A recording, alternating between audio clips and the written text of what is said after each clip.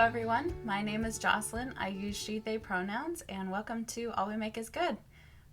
This episode of the Make Everything podcast is a very typical podcast, so I have finished objects, whips, acquisitions, some yarny plans after I'm done with what I'm working on right now, and then at the end of this episode I will also be sharing some finished paintings that I've done lately that I'm very proud of.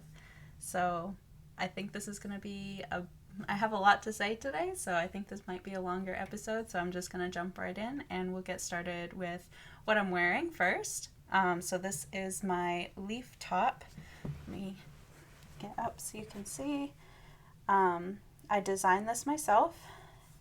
Has these cute little I-cord in the contrast color down at the bottom of the balloon sleeve. I really like elbow length or 3/4 length sleeves. That's just my preference. I picked up like extra stitches at the top here to give it kind of that puckered effect a little bit, because I think that's really cute on the top of sleeves. I knit this a while ago, so I can't actually remember the exact construction, but it is a wrap top. So I know I knit the front part in one piece. Here, I'll stand up again.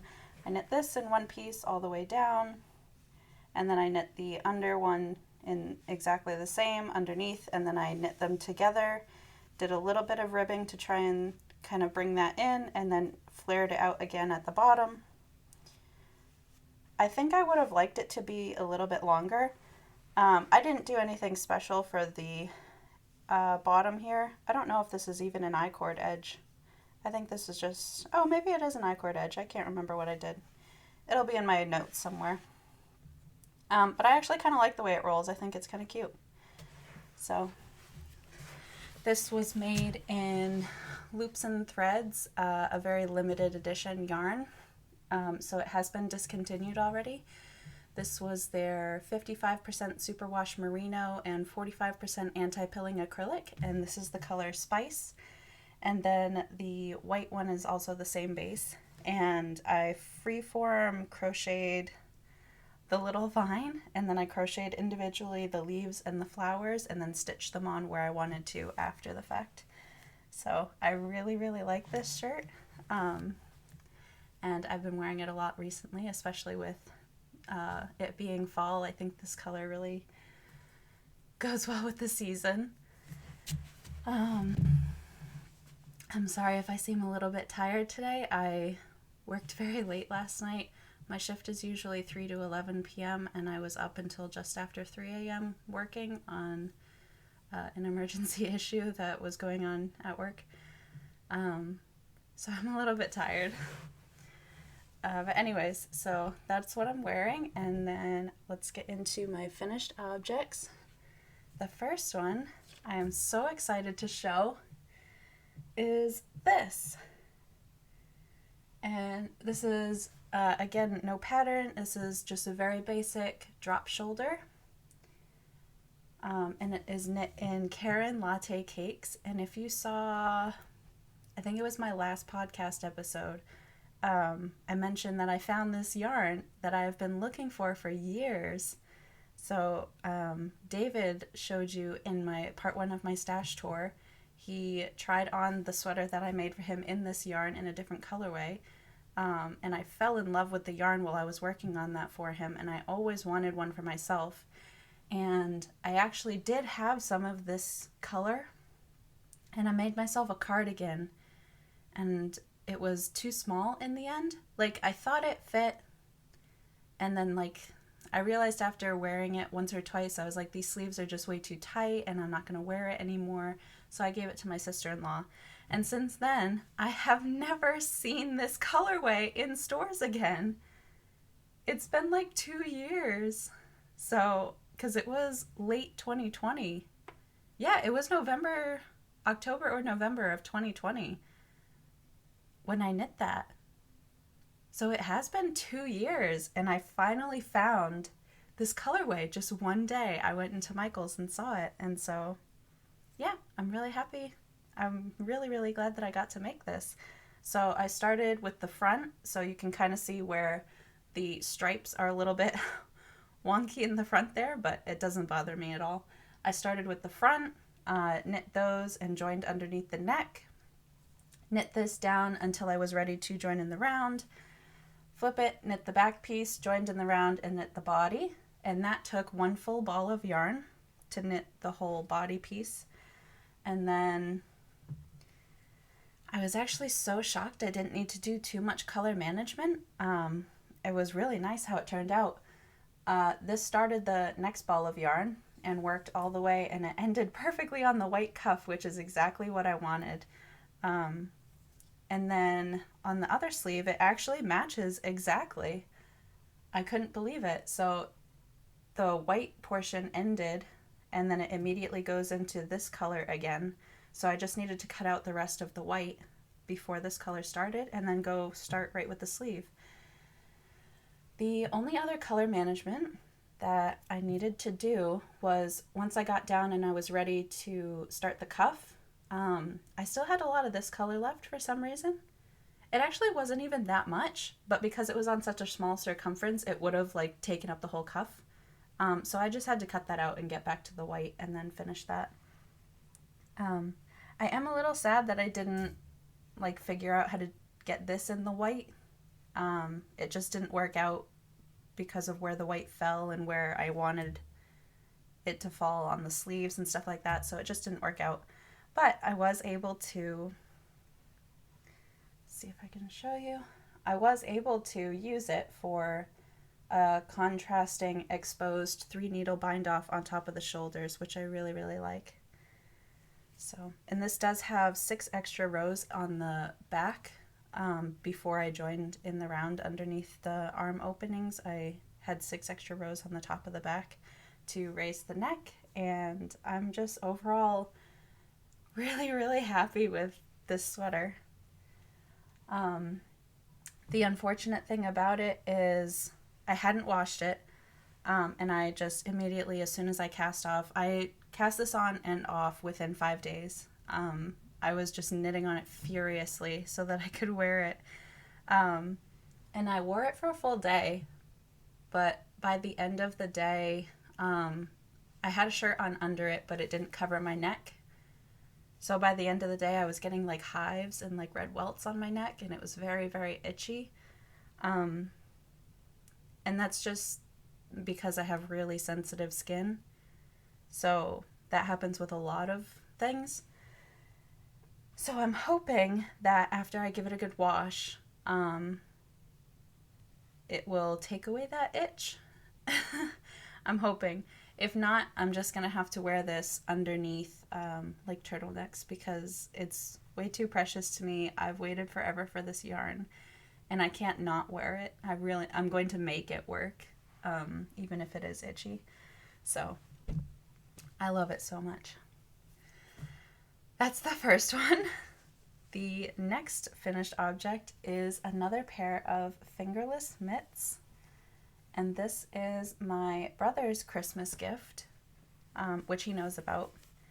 I don't really do Christmas gifts. I offer my family members and the people closest to me that I will hand knit them something if there's something that they need and really want and that they're going to get a lot of wear out of. And if they say, you know, there's nothing that I really need, then I don't do gifts for them.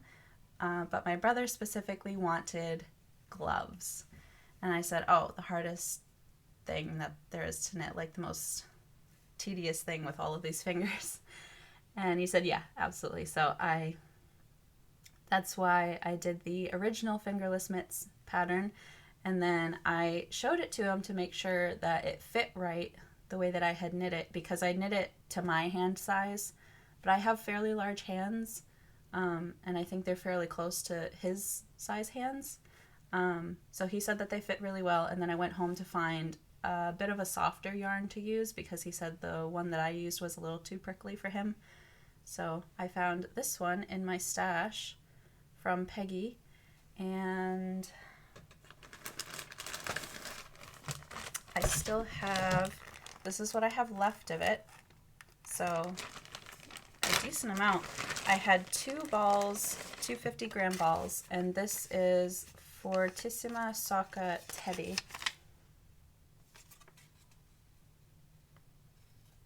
By Schoeller+Stahl.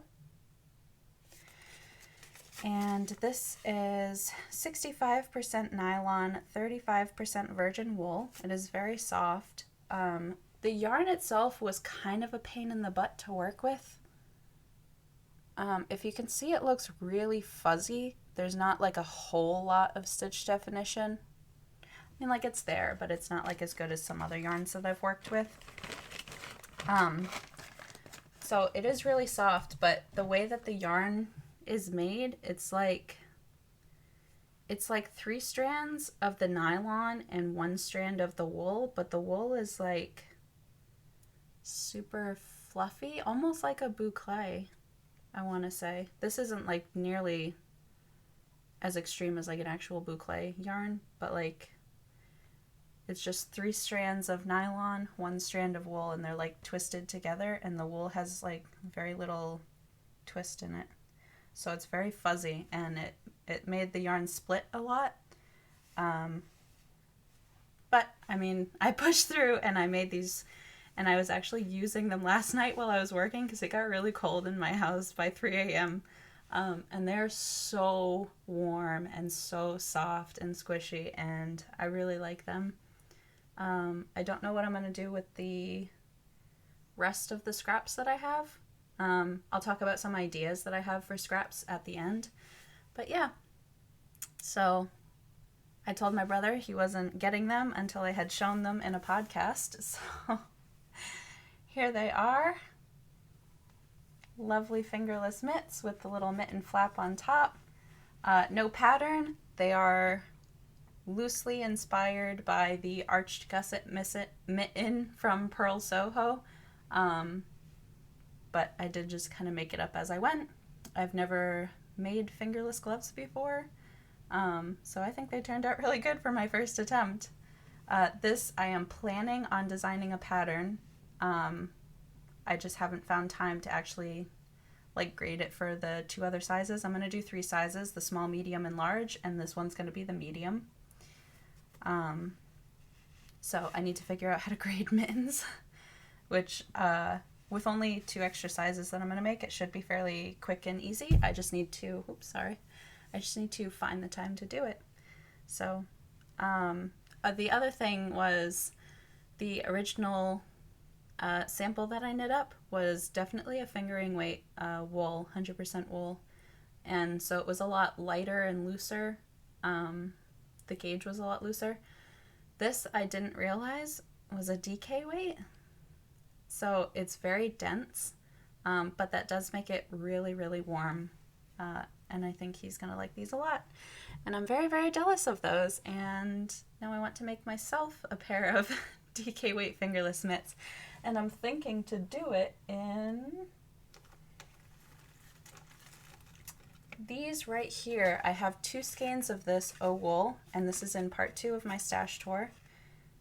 Classic 2-ply, 100% merino. This is 181 meters per 50 grams, or 198 yards per 50 grams. Does that make it a DK? I don't know. I don't really know. So, lovely color. I really like this, so I'm hoping to make myself a pair of fingerless mitts with this, and I have one more under there somewhere. So that's finished object number 2, and the third one I'm just going to show really quick.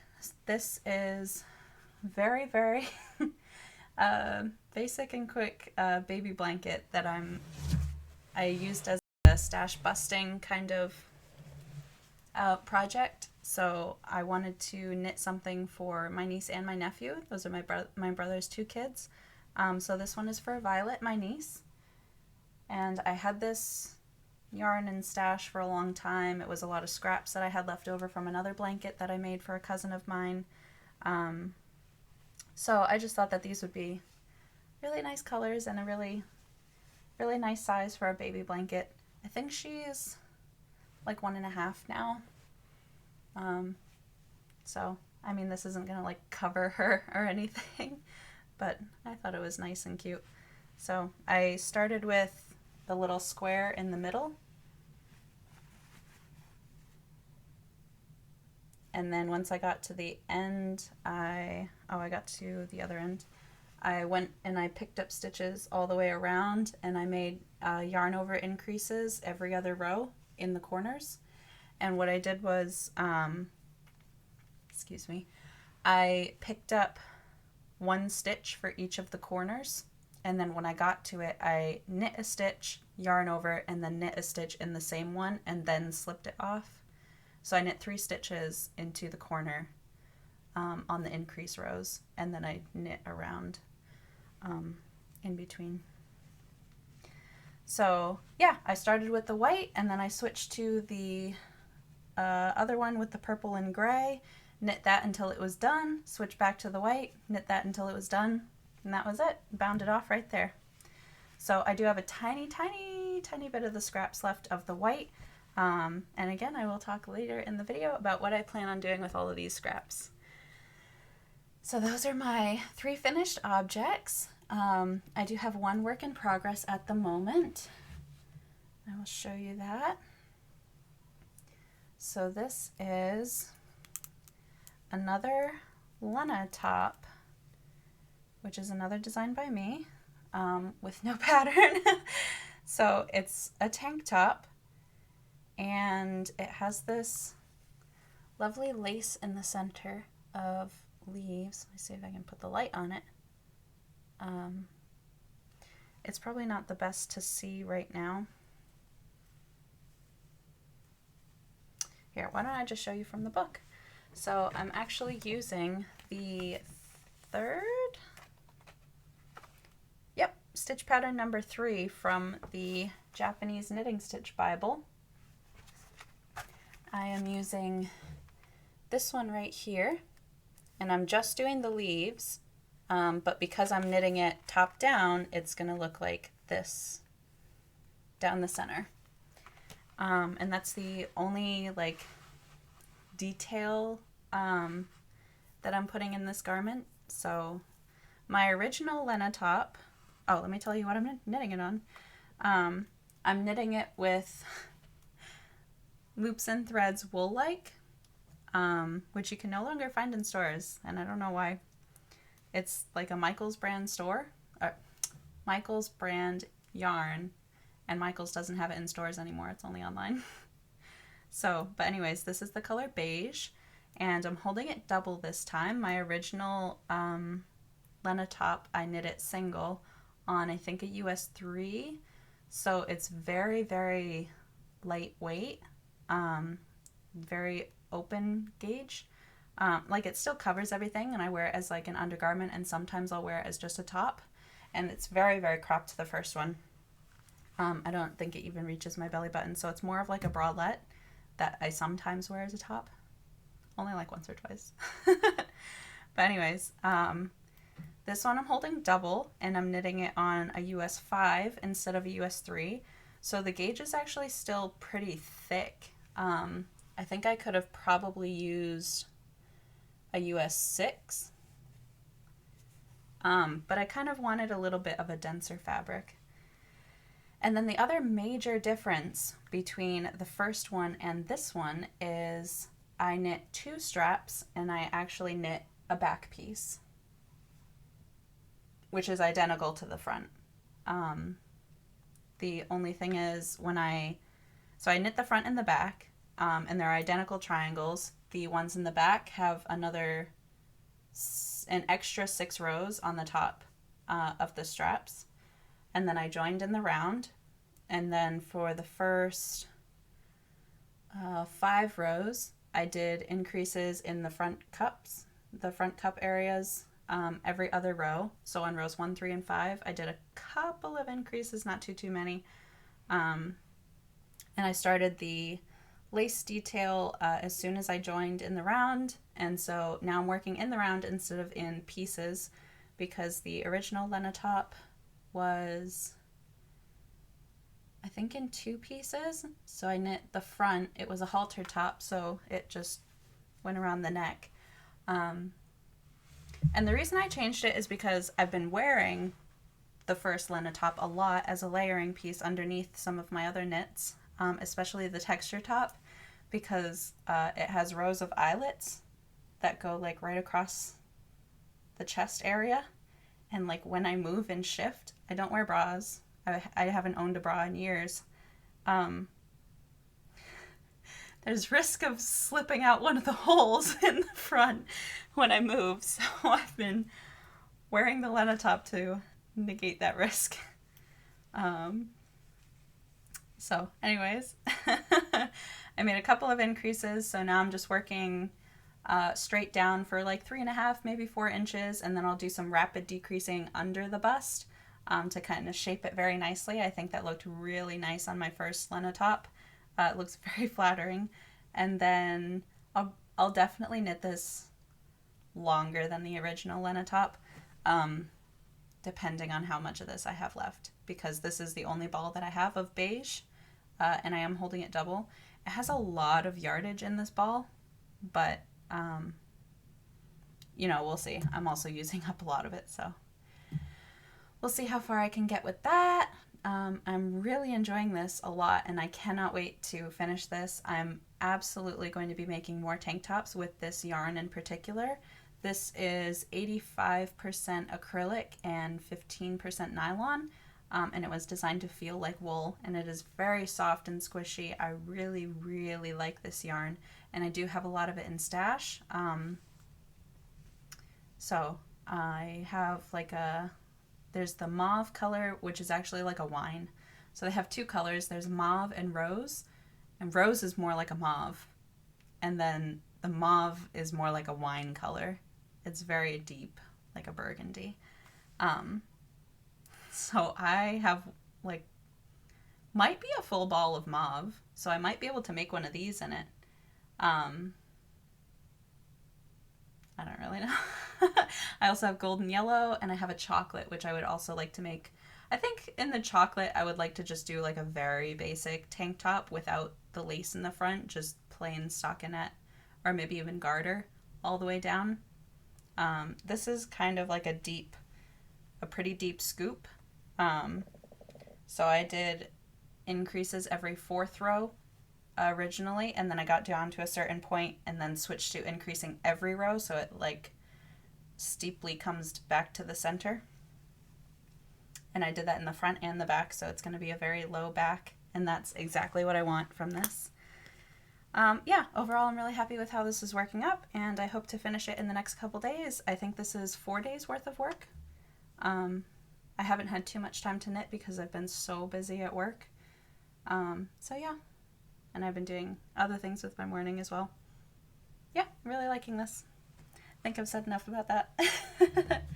Once I finish that, I really, really want to get back to work on my cardigan, which, if you haven't seen it, is now in this bag.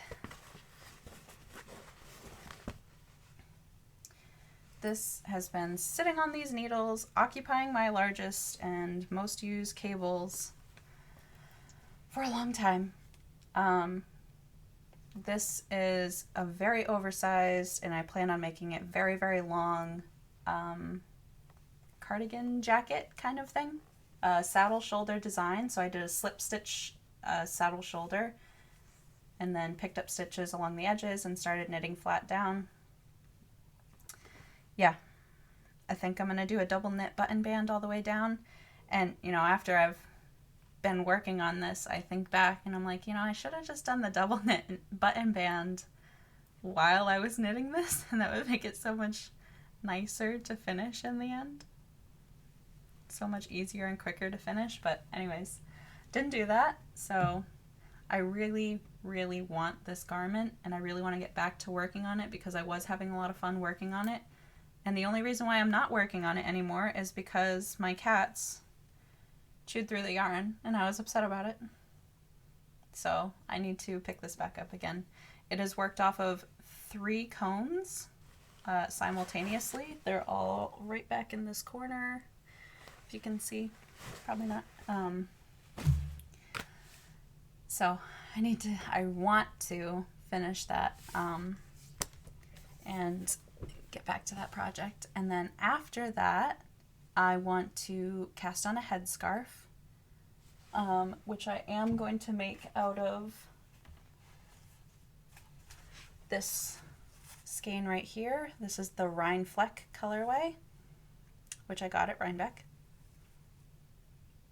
And I am going to make a headscarf out of this. So I really am very excited to do that. And then once this is done, I'm going to cast on a shawl.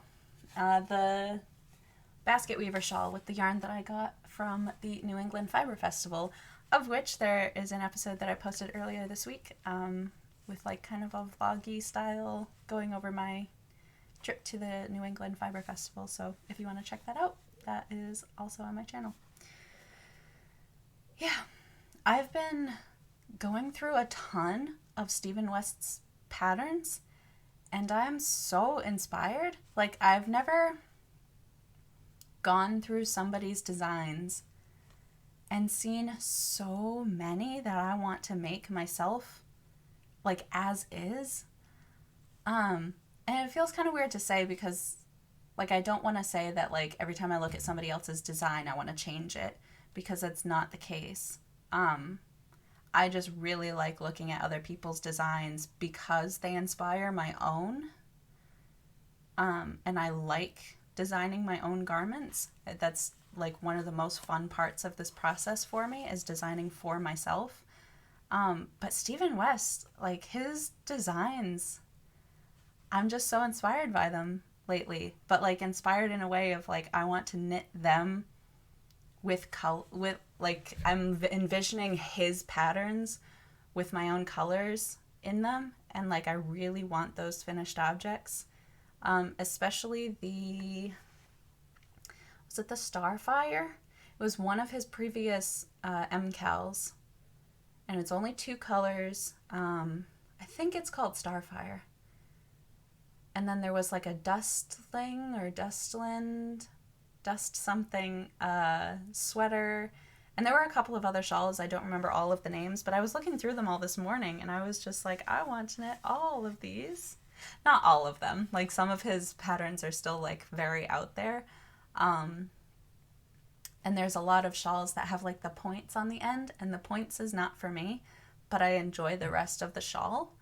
So like, I would think that I could just knit them and then exclude that last little bit, or even make them like scallops. I think scallops are cute, but I don't like the points.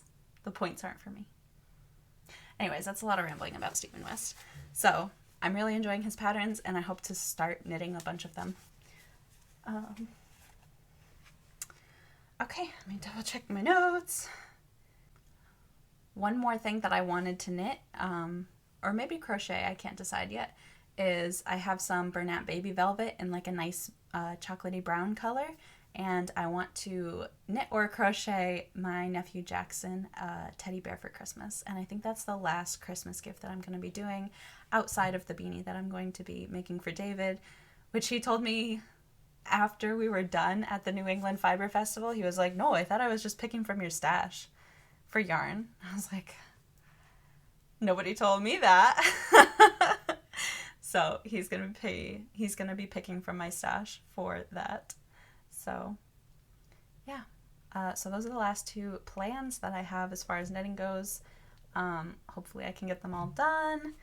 And then I have a couple of little acquisitions, nothing like crazy, but I did get a couple of things, starting with, I had a $10 voucher to Michael's, and I went and I was perusing the shelves, and I was looking for more of the Woolike yarn to kind of stash it to make more tank tops later. And I was looking for different colors. Like, I was looking for more of the mauve, and there was a navy color that I was looking for as well, and more of the beige, honestly, because I'm really enjoying the beige color. I think I would like a lot more like basic tank tops in different styles with that color. But anyways, I couldn't find them in stores, so I was looking around and I found these. So I just got some sewing needles for my sewing machine, which I haven't touched at all this year. But I got this idea that I was going to start making project bags, and I want to do it out of recycled clothing. So I have some pieces in my wardrobe, and David has some pieces in his wardrobe that one of them is a pair of jeans, gray jeans. They're very nice, light gray. And he bought them secondhand from somebody else.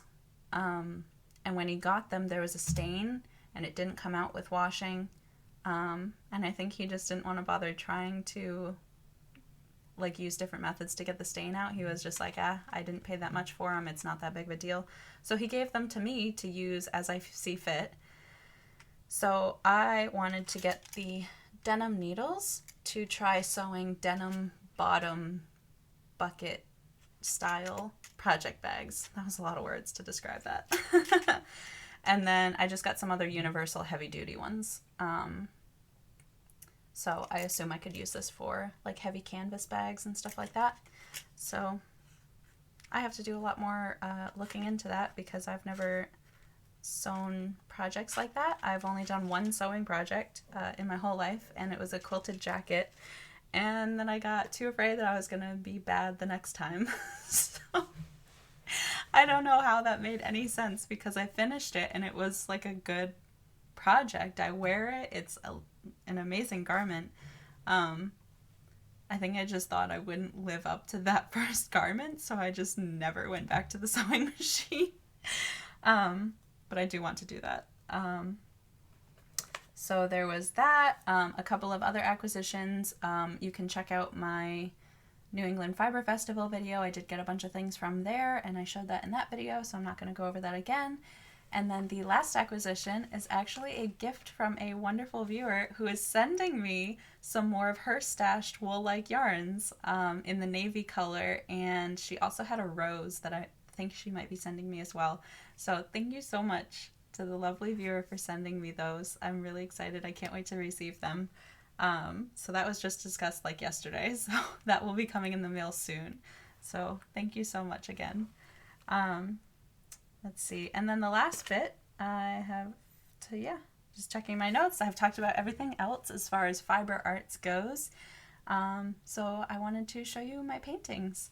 And this month is Native American Heritage Month. And I was very inspired by that. I was inspired by like the fall. And I was actually very inspired by one of the hooked rugs that I saw at Rhinebeck from Jay Connor, who was also at the New England Fiber Festival, but I didn't want to bother her again. She looked busy. So anyways, I have been doing these cave painting inspired paintings. So of course the first one that I did had to be a chicken because I just love chickens. I want to try and get like that texture in the frame. But I love this so much. This is sitting in my room, and I don't know if I would be able to sell it.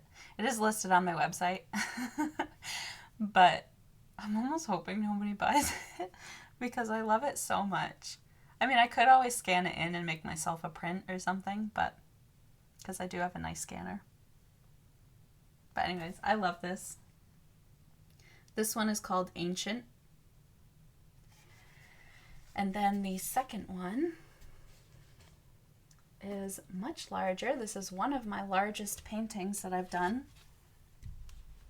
Actually, it might be the largest painting that I've done. One of them at least. And this one is called Forever.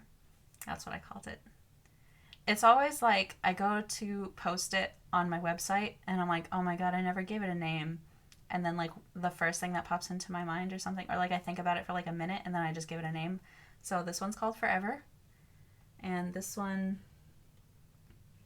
if you can believe it, this is actually, oh yeah, see all that texture? Yeah. If possible, I love this even more.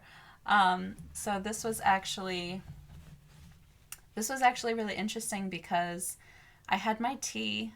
I always have a cup of tea in the morning, and I put loose leaf tea leaves in a little steeper. It's a little dinosaur steeper.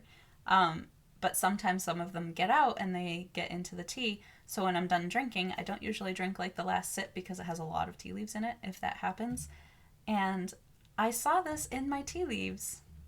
And so I posted it on my Instagram. If you follow me on Instagram, you might have seen it on my stories.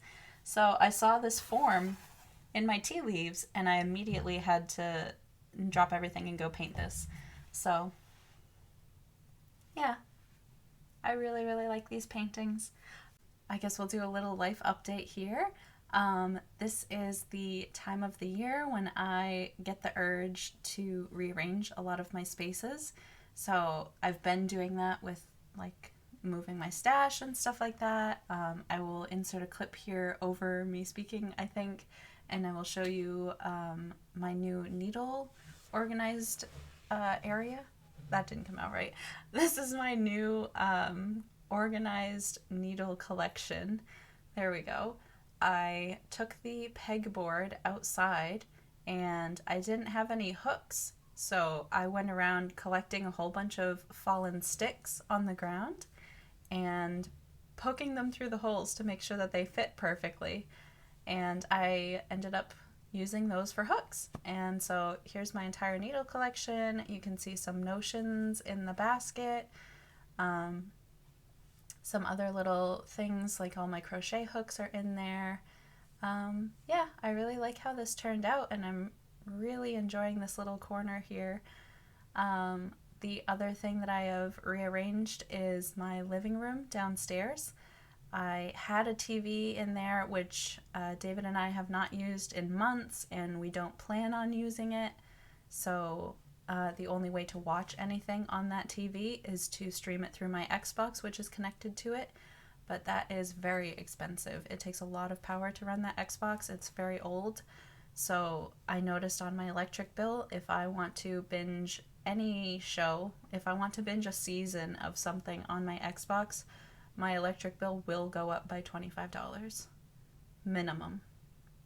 So we haven't been using the TV. We just watch things on our computers. We don't even really have that many shows or anything that we watch together. So, and if we do, we just put it on my computer and we just watch it together that way. So I moved the TV out of the room.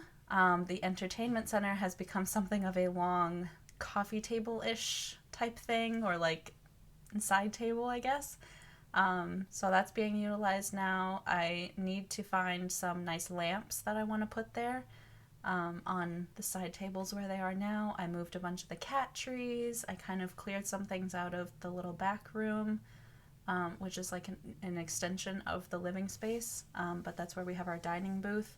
And it just felt very crowded back there for a while, so I moved a couple of things out of that room to make some space, and I think it really opened up the area. The only thing that I'm not happy with right now is there's a large section of flooring with like nothing in it in the front of the house against the two front windows. I would like to put something of like a window bench up against those windows, but I don't know how to do that because it's right over the vent, so it'll never be flush with the wall or with the window. So I don't quite know how to do that yet, and I know that that open floor space, I don't like that with the wood. I would prefer if there was like a nice rug on the floor there and like maybe a couple of floor pillows so people could even sit there and gather on the floor there too. I thought about moving my recliner back downstairs and having that additional seating down there, but I didn't want to close off that nice open flow around the house. And if I put my recliner down there, then I can't use it here in my bedroom. And the cats will definitely scratch it throughout the night if I leave it downstairs, because that's what they used to do. I used to keep it completely covered in like a bed sheet. I would wrap around it to make sure that it was staying protected from cat hair or from them scratching too much. But now that it's in my bedroom, I don't really cover it anymore. So it's a little bit bare. But anyways, yeah. So still a work in progress on the downstairs. One of the major projects that I'm working on in my living room is, you might have seen in the clip if I posted one here, there was a very large mirror taking up the main wall in the living room, and I wanted to turn it into a gallery wall where I could display a lot of, my paintings that I've collected from other artists. But the previous owner who put the mirror on the wall, it's stuck to the wall because there's like adhesive pads on the back. So like there's a little metal lip attached to the wall that holds all of the little panels in. There are clips on the top to hold the panels in on the top, but he also adhesed it to the wall. And I'm upset about it because it makes it really, really, really difficult to take them off. And I can tell it's kind of like damaging the walls, and I had broken mirrors all over my living room because it was so difficult to remove. And I ended up just stopping. Like, I didn't want broken glass shards to get anywhere and for the cats to get to them or something like that when I wasn't looking. So I had to stop. I've read online that I can use a heat gun to heat up the little adhesive pads if I can figure out where they are on the back, because they're not in the same spot. So I need to figure out how to safely and effectively take those mirrors off, especially the big one, because I know that's going to be such an issue. So that is a project that I'm working on. When the previous owners painted the walls, because this paint is not the color that I would have chosen, I do not like this color and I plan on painting over it. But when the previous owners did their walls, I guess the mirror was already there, so they just painted around it. So now it's a big open square of grungy old white paint with blue around it, and it just looks so bad. It looks so bad. So that is a work in progress. So hopefully I can figure out how to fix that soon.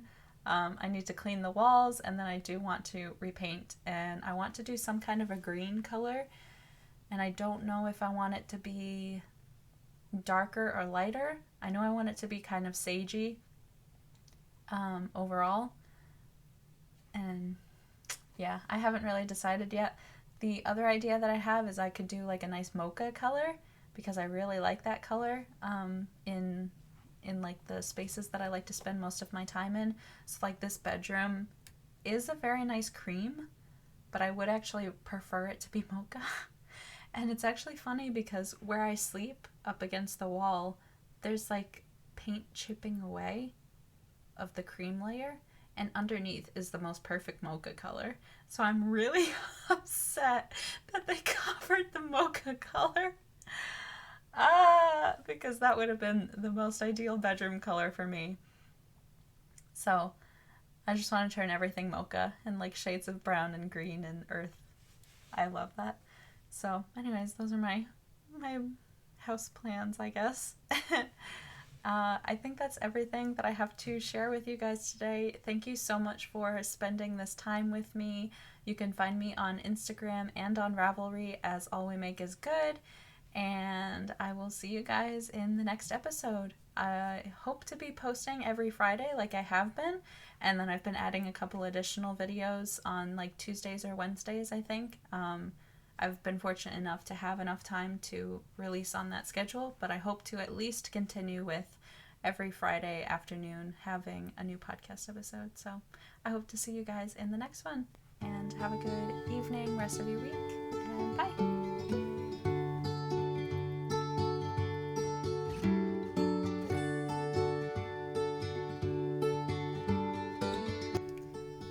Started the podcast. I don't even know how long I was talking, but I never hit record on my computer, so